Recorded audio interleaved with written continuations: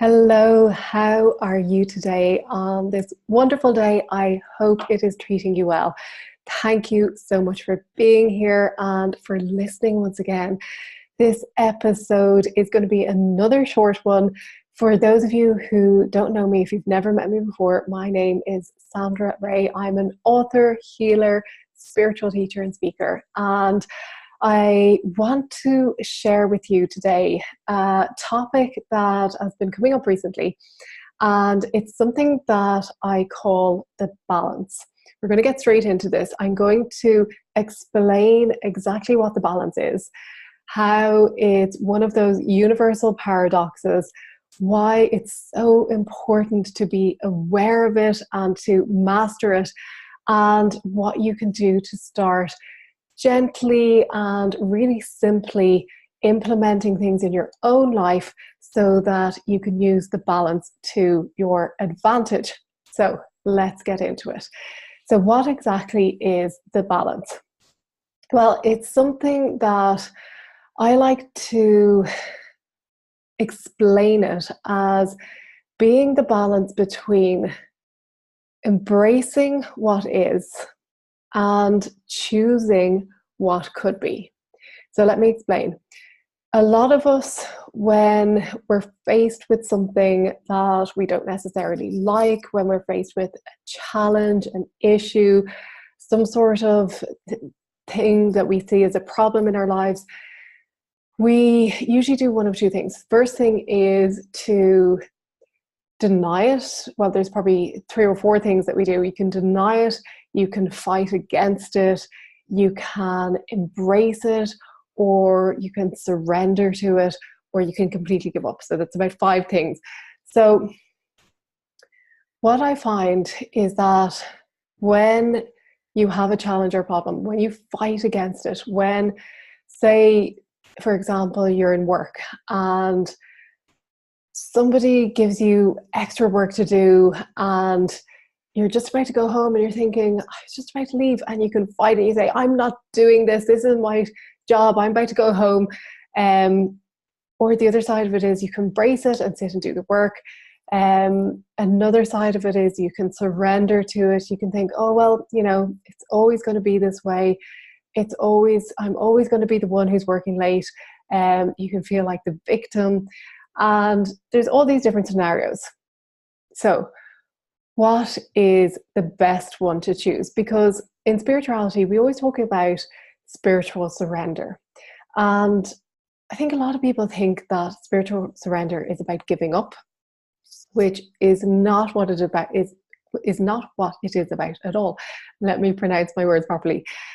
Spiritual surrender is more about recognizing what is and then tuning into what could be. So it's not about giving up. It's not about being the victim. It's not about letting life just walk all over you. That's not what it's about. So I remember hearing a story before about a monk. I think it was a Tibetan monk. I don't remember the exact details, but bear with me. I'll try and remember the details in as accurate a way as possible, but you'll get the message. So there was a woman he lived in a small village, and there was a woman who lived there who became pregnant, and it was out of wedlock. And her boyfriend fled, and they didn't know what to do. So she blamed this monk and said that he was the father. So the baby was born, and they brought the baby up to him, and they presented the baby to him and said, you're the father, you need to take this child, you need to look after it. And instead of saying, what are you, crazy? I'm not the father, I'm a monk, I've been sitting up here, I don't even know who this girl is. He took the baby and he didn't argue. And for a year, he cared for the baby and he treated it like it was his own. And he had no help. He looked after the baby and completely surrendered to it. Now, after a year, the boyfriend came back and reconciled with the mother of the baby, and they decided that they were going to get married, and they decided that they wanted to raise the child themselves. So the boyfriend, the mother, the family all marched up to the monk's house, and they demanded that he give the baby back. This baby who he had brought up from day one, who he had treated as if it was his own, who he had become attached to, who he now loved. And he simply handed the baby back. And this story is a story that represents total non-resistance, total surrender. And it's something that I think we all can aspire to that level. But you might think, well, that was crazy what he did. Why didn't he just say, no, this isn't my baby in the first place? Why did he take it? And why didn't he explain to them that he'd been looking after it when they came to take it off him, and that maybe he wanted to keep the baby, maybe he wanted to keep helping out? There's all these scenarios, all these emotions that are attached to it that we could judge, and we could think, well, no, that wasn't the right decision. But when you live your life in a state of surrender, that's when everything just becomes easy, because you're not attached to a certain outcome. You're not attached to things being a certain way. You're not attached to your own opinions of how things should be. And you completely surrender to life, to the universe, knowing that everything will work out. Now, the way I see people practicing this, though, and it's not necessarily people who are spiritual, but people who have been working in a job for years, who maybe have at one point had some desire to do something else, something they loved, but they're working a job that they hate. And you could say that they've surrendered to it. They've surrendered to the fact that they're going to be here maybe for the rest of their lives. They've surrendered to the fact that they have no other options. And they've just accepted that this is how it is. Now, the problem with that is that that's not really surrender. That's giving up. They've given up on their hopes and dreams. They've given up on the desire to be more, to do more. They've given up on their potential. And that's where the balance comes in. The balance between embracing what is, embracing that job that they don't necessarily like, and choosing what could be. So what could be is that they could absolutely accept that for now they are in this job and they're going to embrace it. They are going to embrace where they are at. But choosing what could be is the art of examining, well, what are my desires? What would bring me even greater satisfaction? I know that this job is fulfilling me in some ways, but there's lots of ways that it's not fulfilling me. And I know that I used to love drawing, or I used to love singing, or I used to love acting, or whatever it is. I used to love writing. And how can I start choosing that? How can I start bringing that into my work, or bringing that option into my daily life? And how can I start making that my job and making that something I love?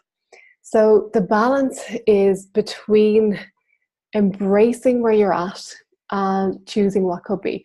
Now, that mug that we spoke of, perhaps when that child, that baby was handed to him, perhaps he surrendered to it, embracing what is.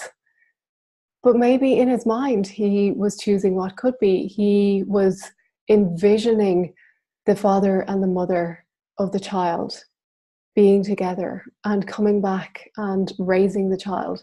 And all that time, he was feeling those happy feelings of that family being reunited.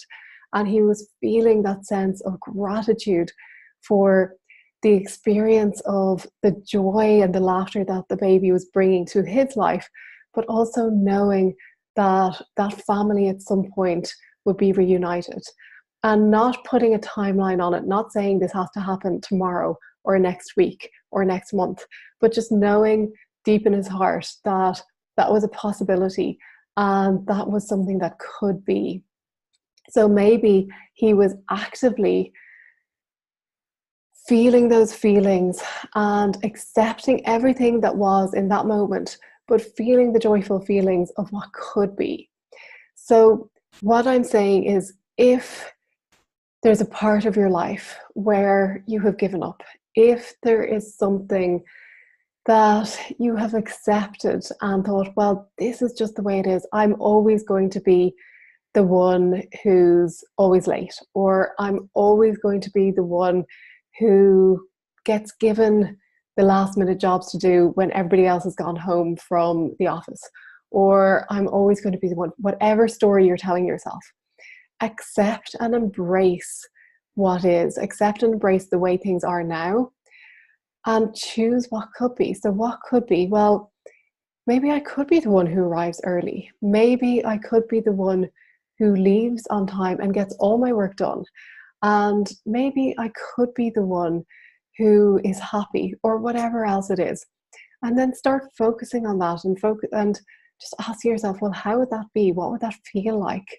What would it feel like if I started bringing what I love into my job, or I started enjoying doing what I'm doing, or I changed jobs and did something completely different? What would that feel like?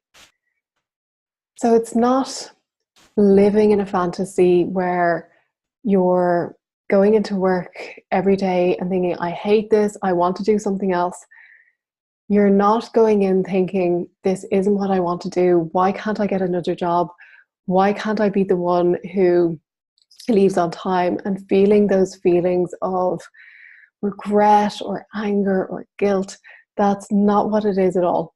It's embracing where you're at, feeling good about where you're at, and then choosing what could be, starting to explore what could be with feelings of excitement, feelings of gratitude, feelings of potential, and embracing that side of it. So that's where the balance comes in. It's not about giving up. It's not about settling for something that you don't want. It's about accepting where you're at and choosing, embracing what is, and choosing what could be. So I want you to think about, before we finish up, I want you to think about one area of your life, one area where you can bring this balance into your life. Where is it that you can start to embrace what is and then choose what could be? Maybe it's in relation to your career. Maybe it's a relationship. Maybe it's your health and well-being. Maybe it's your fitness. Maybe it's some other area of your life. So just decide now, what pops to mind? What area, what do you want to focus on? And ask yourself, how can I embrace what is in this moment without fighting it, without feeling regret, without feeling hurt, without feeling angry or frustrated? How can I accept what is and embrace what is right now? And then the second part is, how can I choose what could be? What could be if I was to choose something different?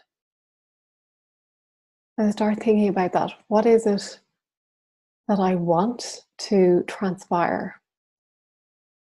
Just beginning to explore it with curiosity without needing to make any changes while you're exploring it, without needing to run out and change jobs or do any of that. Just exploring it with curiosity, not needing to do anything. But of course, if you feel inspired to take action, then following through and taking those brave steps that may be needed, the ones you've been avoiding. So just beginning to ask yourself, what could be? And really exploring that with curiosity. And if you need to write it all out, write it down, because often when we think about things, we get this inspiration, we get sudden insights, we get an aha moment, but you may not write it down and you might forget that you've had that inspiration. So if you do get that insight, write it down and then follow through if you need to. So start thinking about that and let me know how you get on. Let me know what comes up for you. Let me know how you have applied the balance to your life, how you've embraced it, and what that means for you, because we always have a choice. And when we fight life, that's when we're in suffering. When we embrace what is and choose what could be, that's when life opens up for us. So I hope this has helped you, and I hope you implement this. I hope you go and spend 5 minutes thinking about it, thinking about what is in relation to a certain aspect of your life. You don't need to take your whole life as a whole, but just thinking what is and choosing what could be. So go do that now, sit for a few minutes and reflect with curiosity on the area that you have in mind. And I will see you next week. Thank you once again for being here. Bye bye.